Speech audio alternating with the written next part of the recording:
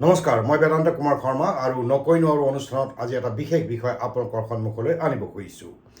আজি অসমীয়াৰ বাবে গুৰুত্বপূৰ্ণ আৰু এক আনন্দৰ দিন বুলিব পাৰি, কিয়নো আমি সকলোৱে জানো 1979 চনৰ পৰা 1985 চনলৈ যি ঐতিহাসিক ছবছৰীয়া অসম আন্দোলন অনুষ্ঠিত হৈছিল, সেই আন্দোলনৰ ফলশ্ৰুতিত স্বাক্ষৰিত হৈছিল 1985 চনৰ 14 আগষ্টৰ মাজনিশা অসম চুক্তি।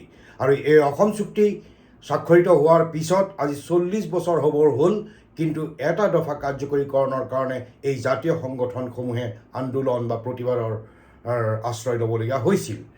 আৰু এই 6 নম্বৰ দফা অনুসৰিয়েই অসম চুক্তিত কোৱা হৈছিল যে অসমীয়াৰ বাবে সাংবিধানিক ৰক্ষা কৱচ দিয়া হ'ব, অসমীয়াৰ সাংস্কৃতিক অস্তিত্ব ৰক্ষা কৰা হ'ব আৰু অসমীয়াৰ ৰাজনৈতিক সংৰক্ষণ দিয়া হ'ব। কিন্তু এই কেইটা কাৰ্যসূচী ৰূপায়ণ কৰাৰ ক্ষেত্ৰত কেন্দ্ৰীয় চৰকাৰ আৰু পূৰ্বৰ ৰাজ্য চৰকাৰসমূহে অনীহা দেখুৱাই অহাৰ পিছত এইবাৰ প্ৰথমবাৰৰ বাবে অসমৰ মুখ্যমন্ত্ৰী ডক্টৰ হিমন্ত বিশ্ব শৰ্মাই ইয়াৰ কাৰ্যকৰীকৰণৰ ক্ষেত্ৰত ইতিবাচক সঁহাৰি জনাইছে। আৰু ইয়াৰ বাবে কেন্দ্ৰীয় চৰকাৰেও ন্যায়াধীশ বিপ্লৱ শৰ্মা এখন কমিটি গঠন কৰি দিছিল। এই কমিটিত সদৌ অসম ছাত্ৰ সন্থাৰ সাধাৰণ সম্পাদক, সভাপতি, সমন্বিতে উপদেষ্টা এই সকলো আছিল।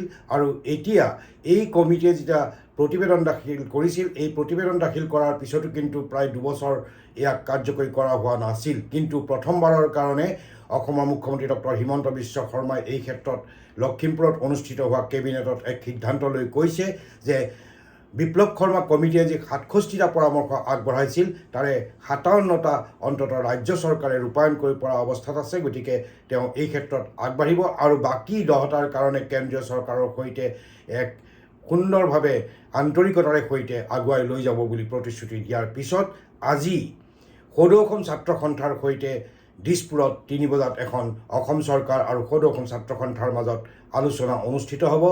কি ধৰণে এই 57টা পৰামৰ্শ কাৰ্যকৰী কৰিব পৰা যায়। ই সঁচাকৈ ইতিবাচক, কাৰণ আজি ইমান বছৰে এই 6 নম্বৰ দফাটো কাৰ্যকৰী কৰাৰ কাৰণে আমি প্ৰতিবাদমুখৰ হৈ আছিলোঁ। কেইবাবাৰো চৰকাৰক দাবী জনোৱা হৈছিল, কিন্তু কাৰ্যকৰী কৰা হোৱা নাছিল। গতিকে আমি আজি সন্ধিয়ালৈ এটা সুখবৰ আহিব বুলি আশা কৰিছোঁ। দুই পক্ষকে শুভেচ্ছা জনাইছোঁ যাতে তেওঁলোকে ইতিবাচকভাৱে এই আলোচনা আগুৱাই লৈ যাব পাৰে। দ্বিতীয় কথাটো হ'ল যে অসমবাসীৰ বাবে আৰু এটা সুখবৰ, যোৱা কেইদিনত উচ্ছেদ অভিযান চলিছে। আপোনালোকে জানে সোণাপুৰৰ কচুতলি আৰু লক্ষীপুৰ গোৱালপাৰা জিলাৰ তাত উচ্ছেদ চলিছে। ইয়াত আমি অসমীয়া হিচাপে আনন্দবোধ কৰিছোঁ, গৌৰৱবোধ কৰিছোঁ।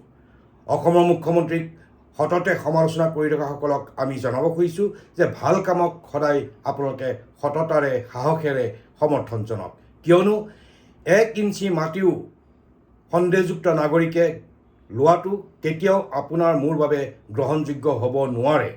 আপুনি বা মই বাংলাদেশত গৈ বা অইন এখন দেশত গৈ 1 ইঞ্চি মাটি দখল কৰি এনেদৰে ঘৰ বাৰী বনাই ল'ব পাৰিমনে?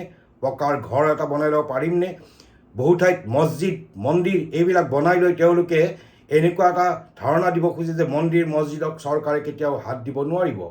আনকি পথৰ দাঁতিত কিছুমানে আজিকালি শনি মন্দিৰ, শিৱ মন্দিৰ এইবিলাক বনাই লৈ তাৰপিছত আপোনাৰ তাত অসামাজিক কাৰ্যকলাপ হয়, ড্ৰাগছ সেৱন কৰা হয়। এইবিলাক কথাও কিন্তু চৰকাৰে দৃষ্টি ৰাখিব লাগে। আৰু গতিকে যিহেতু এই উচ্ছেদ অভিযান চলিছে, ইয়াত ৰাজনৈতিক দলবিলাকে যেই নকওক, আমি সাধাৰণ জনতা হিচাপে সম্পূৰ্ণভাৱে চৰকাৰক সমৰ্থন কৰোঁ।